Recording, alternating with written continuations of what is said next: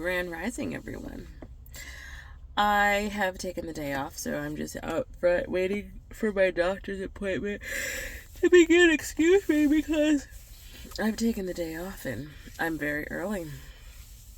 So, we are on day 5 of my Daniel fast, and I've had so much breakthrough already. It's been really good.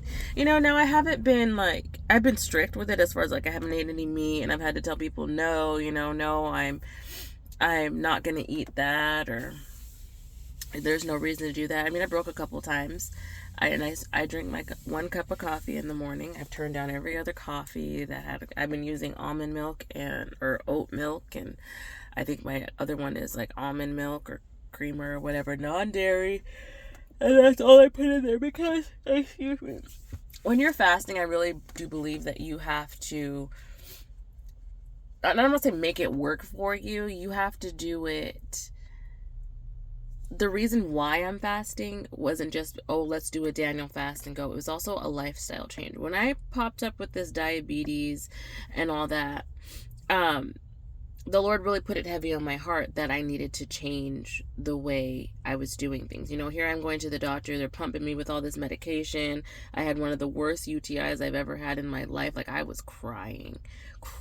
I had to go to the emergency room like 3 times.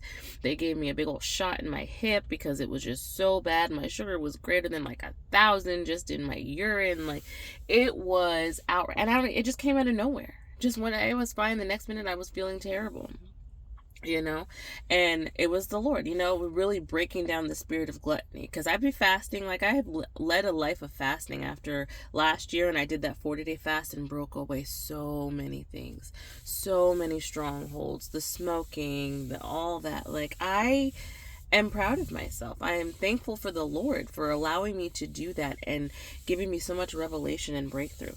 But so, like you said, some of it only comes out with prayer and fasting, So I have been, he has been putting this Daniel fast on my heart for quite some time. And I'm like, I don't really want to do it. Because even once I started taking the medication, of course my sugar went down. But I wasn't eating the greatest, but I was medicated, so my numbers would be fine. They would even be low because it would take away my appetite. But I knew once I would eat something, it wasn't the greatest, like it was just me finding ways to drink diet soda instead of regular soda or something like that, and that wasn't working. That's not working. So the Lord was like, just do it, because I've never been a fan of the Daniel fast. I feel like it's expensive. I feel like if I'm just not going to eat, then I'm not going to eat. But when I was breaking my fast, I was breaking it with some chips or some ramen or something, something that I shouldn't have had no business eating in the first place. So I'm sorry, there's something in my eye. So, I mean, the Lord really was dealing with me on it, and I was just not being obedient to that extent. And I told the doctor, because when I went for my first appointment and I was feeling bad, I was like, and I was starting to feel like the neuropathy because my sugar had been high for so long. Like, I was starting to feel it in my joints and my bones, and it was a mess. So she was like, you're never going to get rid of this. I was like, I can get rid of it. It's only type 2. She was like, no, you may not ever get rid of this. And I'm like, I'm not claiming that. And my mom was like, we're not claiming that. And I get it. We're not claiming that. We're not claiming the fact that I would never get rid of it, because I really felt in my heart that I could. So when I started this fast, I was like, all right, so not only is it's intentional. Like, I know I need to do better, eat better. And now once I finish my fast, I'm not gonna just jump right back into, okay, as strict as I had, because I've been so many beans. I love a black bean, but come on, okay? It's a lot of beans and stuff, like I have to intentionally think about and vegetables, stuff that what I'm gonna eat. And that's fine. But it needs to be still along the healthier option lines. I have to be conscious of it. So I started doing the fast, and I'm sorry, somebody was texting me. So I started And I still drink my cup of coffee in the morning. I drink my cup of coffee, but I use the modification of the creamer because that's what I want to do. That's what I want to do when I that's what I want to do when I I'm sorry, somebody's still texting me. That's what I want to do when I am off my fast. You know, I still want to be intentional. I'm fine with my other options for creamer. I'm fine with drinking smoothies in the morning now instead of some big hearty breakfast with all kinds of stuff. You know, I might still have my egg. I love eggs. And now that I have my own chickens, I get my own eggs, stuff like that. Making my own bread, you know, instead of doing all this store-bought stuff. You know, these little modifications that I want to do. I'm not eating any bread now, but eating those modifications and doing healthier options, because before I would just grab and go, you know, and that's what I needed to stop. I haven't taken, so it got to the point where I was like, okay, I'm going to do it. And I decided to do it this week because I didn't have any more shots. My shots for my diabetes was a once a week shot. I only got 4 of them, and somehow I never renewed or put in my prescription, so I didn't have any more. I took my last shot last Monday, and I take it every Monday. So I took it last Monday. So I haven't taken one this week.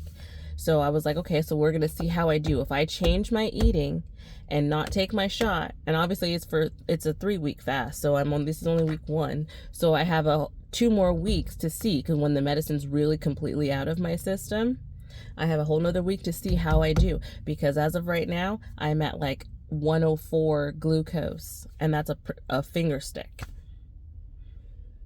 And I feel great. I feel absolutely wonderful. Like, I can tell when my sugar's too high or if it's getting a little bit low. I can tell because I'll start to ache and I'm tired, and I feel dizzy. I can't, there'll be times when I couldn't even stand up because I was just so dizzy. So what do? Go eat some fried food. I'm like, oh, I just need to eat something. I feel better for 10 minutes and then I'm crashing, you know? So I feel great. I'm doing so much better. So I know this is what the Lord was trying to show me. So I try not to be hard on myself. I haven't really ate anything that was outrageous. Like, I had a piece of cheese on my black bean burger yesterday because I did go out and get plant-based cheese, and I put that on top of my like a black bean wheat tortilla quesadilla thing that I made for my first night, which was fine. And it wasn't horrible. It doesn't taste bad. It's a mind thing, you know. I am still human. I have to, oh my God, what am I eating right now? But it's a mind thing. I won't even look in the ingredients because I'm like, I don't want to know what mushroom powder, I'm like, I can't do this. But it's fine. I still did it. And then I put it on top of like my corn tortilla chips and black beans and whole grain rice and all that stuff. I did do that. I didn't use regular cheese, but yesterday I used some white American. I used white American cheese on my black bean burger. And I didn't use bread. I used like the grain tortillas, and I had sweet potato fries that I air fried. That kind of thing, you know, like it's good. It's good though. I don't miss out on anything. I am very hungry by the time I'm doing that because, you know, I get home and I have to essentially make 2 dinners, you know. So the Lord just kind of dealt with me. I knew I didn't have to work today, so I went home. I fried some chicken for my kids. I made them some mashed potatoes, and that was their dinner. I didn't even eat mashed potatoes because I put butter and milk and cream and everything in them, so I didn't even eat the mashed potatoes. I ate my sweet potato fries and my black bean burger. But yes, I did have cheese. But I didn't eat the mashed potatoes with the milk and the cream and all that. So it was good. I was full. I was happy. I was fine. You know, I mean, I've been drinking mostly water, but I have to have a Gatorade or something every so often, you know, because I mean, just because we're on the mend and we're healing, I mean, I still do have a problem, you know, and I'm not fully healed. So I do have to still monitor my levels, because if I do go too low, then I still have a problem. And I haven't gone high. Amen. I have not gone high. I have not spiked up or anything like that. Since I started, you know, I haven't had a single problem. Every time I've stuck my finger, I've been within range. My numbers have been great. So I'm very thankful for that, because I know this is exactly what he wanted me to do. Now, have I had other breakthrough? Yes, I have. I've had breakthrough since day one. Like, it has been an amazing journey, especially for a fast that I didn't really want to do, because I felt like it's all or nothing. And I've said this before, like, when either you're not going to fast, you're gonna fast for your breakthrough. Like my 40-day fast last year I did, when I stopped smoking, that was 24-hour fast of just water fast. So every other day I would try to do like a 24-hour water fast. And of course there were times where I took a week off here, and it took me a while. I would take a week off here or do that, or I would start smoking again, or it required a lot of breakthrough and a lot of trial and error. But I had so much success, so much deliverance. Like, it turned out to be the best thing I had ever done. So from there, that's when I started to lead a life of fasting, at least once or twice a week.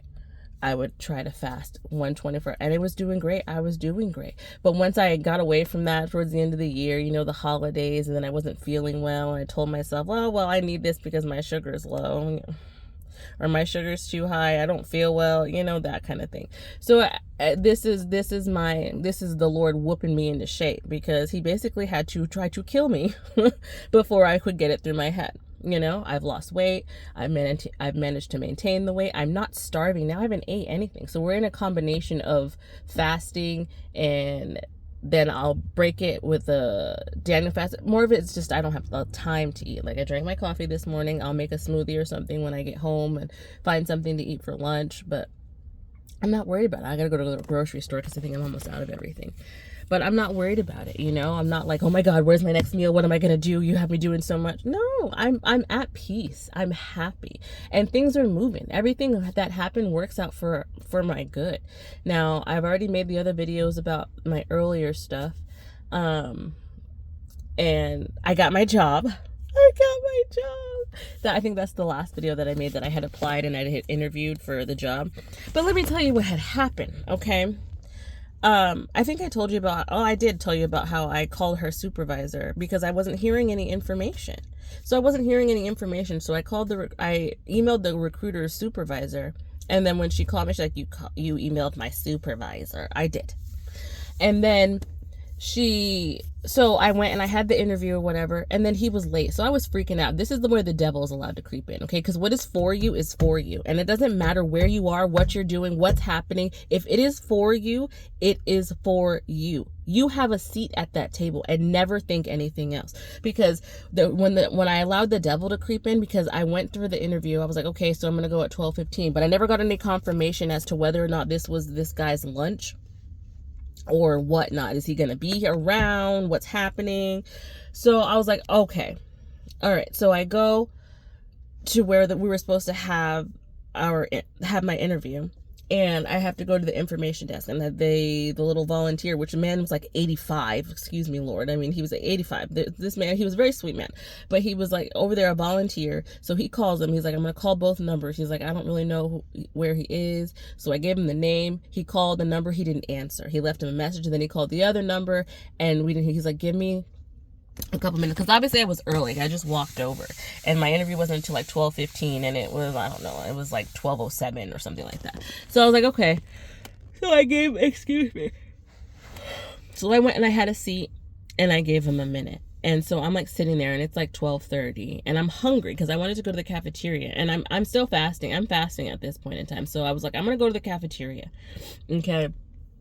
But I was like, I'll give it till 12:30, and then I want to go over. I'm in the building where the cafeteria is. I just had to walk over, so I'll just go to the cafeteria and I'll eat something. I'll find a salad or something, and I'll eat that. But I didn't. I was like, just wait till 12:30. So I'm like texting my friend. She knew I was going to have this interview, and I was like, if he doesn't show up, I'm gonna quit my job, and I'm not gonna do this. I can't believe they had do this to me. I was like, this whole situation, because this isn't the first time I've had an issue with the recruiter. The last time I had an issue with the recruiter, like, there's always some sort of, I have to like email the top dogs in order to get a response from somebody. I was like, I have emailed this chick. She texted me. She texted me, and I text her back, and I got no response. And so I've texted her twice now, and I still have no response. That's what I emailed her supervisor. It was nothing but the truth. If you want the receipts, I'll give you the receipts. I'll screenshot it. I'll email it to you. I don't care what you want, but this is what's happening. And so I'm like, by the time I even get a response, my position's going to be closed. And so we got it handled, and they have a thread. I haven't even said anything in this thread because she was like, I'm sorry, so sorry, ma'am, blah, blah, blah, let me get this. And so she CC'd the recruiter on the email, and then she messaged me back directly, and then she called me, and I'm like, ugh, whatever. So when I answered the phone, that's when she set up the interview process. But I'm like, okay, and this happened to me before with the last one. I'm like, I didn't get no response. My portal will change, but nothing else changes. And so I'm like, okay, I need to know what's happening, because my portal says phone interview requested, but I never got a phone call. I never got another email. They were like, I sent you an email. No, you didn't. I didn't get one. I get every single other. I get all the denial emails. I get all the other text messages. I get all the other to my work email. But you mean to tell me that I'm just not happening to get this one phone call, and nobody left me a message saying, hey, we're trying to reach you? Nothing. So I'm like, I'm not crazy. If this isn't for me, then it's not for me, but whatever. But why am I not hearing anything? So she was like, okay, well, I'll resend you the email for the invitation for like a virtual interview kind of thing. And then I never received that email. This was weeks ago, and I'm still waiting on the email, right?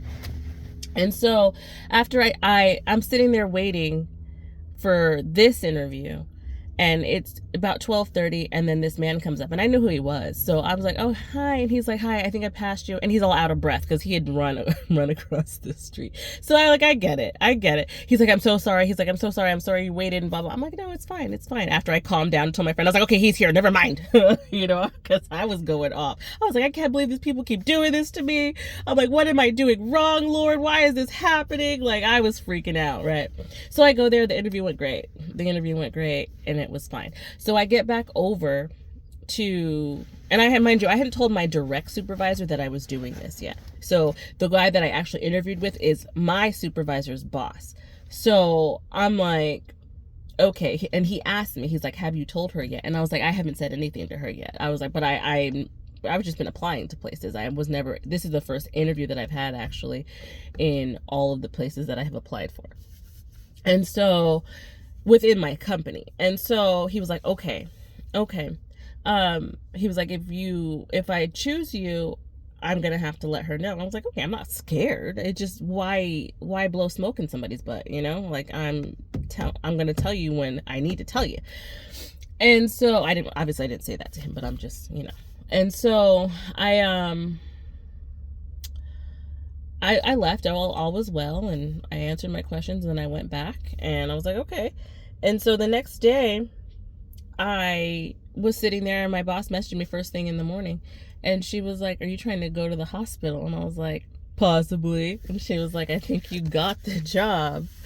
But she was just like, why are you leaving me, type deal. She was like, are you okay? She was like, I put your date for like mid-February because I just need a little bit of help until I find somebody, because my site is very hard to staff. It's very, very hard. Like, I'm currently training somebody right now. It's very hard to staff. And she was like, so fingers crossed, hopefully you get it, and we'll go from there. And I was like, okay. She was like, why are you leaving? What's happening? I'm like, I'm not leaving. There's better hours. Like, this shift is like 6 a.m. to 2:30 p.m. Like, that's golden. I love that. And then I could pick up extra hours. There's a weekend differential. You know what I mean? There's a little bit more freedom, and there's more of an opportunity to kind of like move forward. So I'm like, okay. And then, so she was like, okay. And then I can still pick up overtime with her as well. She was like, you can still, I was like, okay, perfect, bet. And then, so after that, I was like, okay. And so then in that afternoon is when I got my offer letter. And then my recruiter, the lovely recruiter, she called me and she was like, here you go, this is your pay rate and blah, blah, blah, which is the same. And I'm like, okay, Lord, that's fine. What's for you is for you. This is still my job. But then yet again, so I couldn't even just be, oh, yay, great, awesome. You know, this is my job. Fantastic. I'm so excited. And then she sends me that email. She calls me on the phone, tells me all the information. I'm like, okay, no worries. I accepted the position, blah, blah, blah. Then she sends me the email with my offer letter. Okay, fine. I still got to sign that, by the way. And then she texts me after we hung up the phone, all that whoop-de-whoop. She texts me and she was like, oh, by the way, the man that I recruited, that hired me and chose me, was like, he actually wants you to start 125 instead of 211. 211 is what my offer letter is for. 211. He was like 125. I was like, that's next Thursday. Nobody moves in the middle of a pay period, transfers in the middle of a pay period and on a Thursday. I was like, so I'm supposed to report on that Thursday? Like, what's happening here? And so I didn't say anything to her because she texted me on the same app that wasn't working.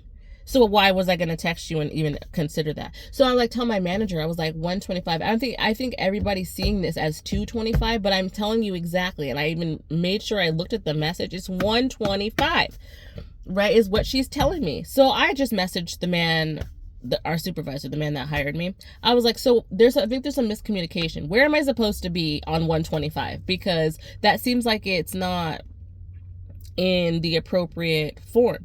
And he was like, I think that's a typo. He's like, I set it for 2 pay periods for 225. I would really appreciate it if you would stick it out until 225, which is fine. Because I needed the 2 pay periods until we can help your boss find somebody. And I'm like, that's perfectly fine. I just wanted to know that there was some sort of miscommunication. And I'm like, this is just the devil, because I don't understand why this lady keeps doing this and giving me this misinformation. Like, we have not vibed through this entire process.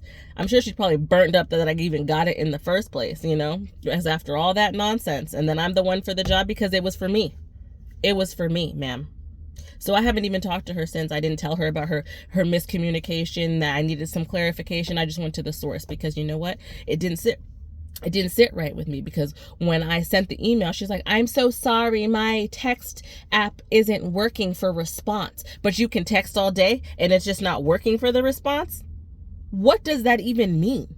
But yet you can text me again talking about needing some clarification and have a blessed day. And that's because when you answered the phone and said, hi, how are you? I was like, I'm blessed. How are you? And she was all, I'm good. And then after my interview, I gotta go. After my interview, I get the message from the previous job that I applied for, that I was waiting for the virtual interview email. That email was in my inbox. Like, I had walked from my lunch, sat down, waiting in my inbox. I was like, what are we doing, Lord? So then, of course, I know the Lord is not the author or the spirit of confusion or any of that, but which job am I supposed to take right here? This was before I knew that I had gotten this job across the street. I didn't even say anything to the job. I'm just like, I'm going to wait it out. If I don't get that job, then maybe this is what's for me. But I'm not going to be hasty. I'm going to wait it out. And I'm going to wait. And I did. And I got this other job. So I'm not even going to respond to the other virtual interview job. But you're going to do this on the same day? And then he walked me out from the interview. Right. So I'm like, oh, well, I didn't want to be like, oh, well, I'm actually going to go to the cafeteria now anyway, so it's fine. No, I didn't want to do that. So I was like, I'm just going to leave the building. I was like, but now what am I going to eat, Lord? You know, I'm like, I'm hungry. I want something to eat. So, and I didn't have a lot of money. I was like, let me go get some rice and some beans from Chipotle then. Let me just do that. And so I went into the Chipotle and I was like, okay, I'm gonna just get a side of rice and a side of beans, please. And so there was something happening with some gift cards or something at the front. So I waited for a minute. And so it was my turn and the lady was like, here you go. I was like, what? She was like, here you go. She was like, thank you. Have a good day. She didn't make me pay for nothing. I was like, I just got free rice and beans. I had a quick lunch real quick and then I had the rest of it because it takes away your appetite too. And then I had the rest of it for my dinner with some chips. I was like, what? You know, it was a really great day. I just, all this to to say, you know what? When it's for you, guys. Okay. And I appreciate you listening. I love the Lord so, so much. I have to go for my appointment now, but I love you. Bye.